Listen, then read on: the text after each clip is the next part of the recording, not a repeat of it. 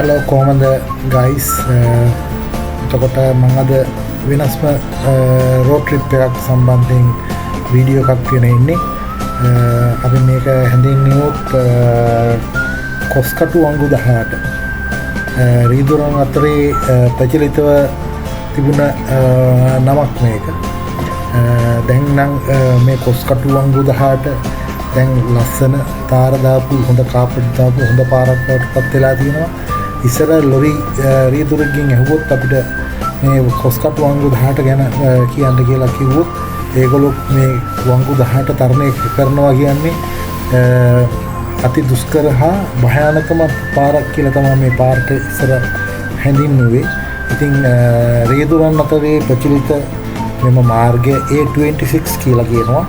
ඉතින් මේ වංගු 18 පටන් ගන්න කලින් හා වංගු 18 අවසාන වෙන විදිහට ලොරි රථ රියදුරෝ එකමෙන් එකට එක්ව තමයි මේ ගමන යන්නේ.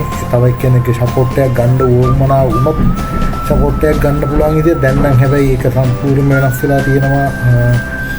දැන් මෑත කාලේදී මේක ගොඩක් කල් පාර හැදිලා මුලින්ම තිබ්බේ මේක හරි ලස්සනයි ඒ දවස්වලත් දුෂ්කර මාර්ගයක් විදිහට තියෙන දවස්වලත් දැන් ඊට වඩා ලස්සනයි පරිසරයත් එක්ක.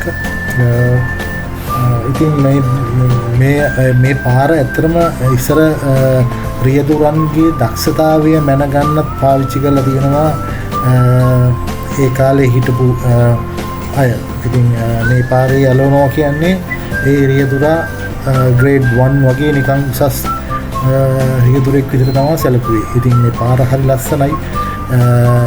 ලස්සන වින්දනයක් ගන්න පුළුවන්. හිතට හොඳ වින්දනයක් ගන්න පුළුවන් පාරක්. නුවර ඉඳලම මයංගනේ හසලක දක්වා මේ පාර ලස්සනයි. හසලකින් පස්සේ පරිසරය වෙනස් වෙනවා ඒ ප්‍රදේශයේ අනුව. ඉතින් මේ තියෙන ගස් කොළනුත් හරි අමුතුයි වෙනස්ම ගස් කොළන් සෙට් එකක් තියෙන්නේ.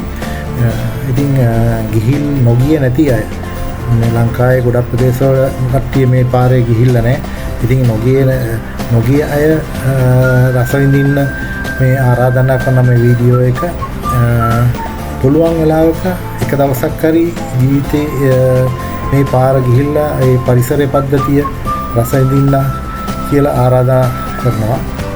ඉතින් බොහොම ස්තුතියි. channel එක මගේ subscribe කරන්න, support එකක් දෙන්න, like එකක් දාන්න. ඉස්සරහටත් ලංකාවේ ලස්සන ස්ථාන camping site වගේ locations මම වීඩියෝ ගෙනෙන්න බලාපොරොත්තු වෙනවා.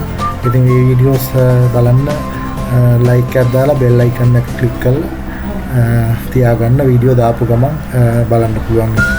බොහොම ස්තුතියි. සියලු දෙනාට